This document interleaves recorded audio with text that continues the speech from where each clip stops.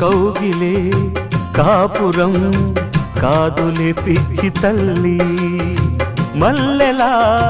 మంచమే మందిరం కాదు చెల్లి, తేనెతో దాహము తీర్చదే నాడు పెళ్ళి, త్యాగమే ఊపిరై ఆడదయ్యేను తల్లి, కామానికి దాసోహం కారాదే సంసారం, కాచుకో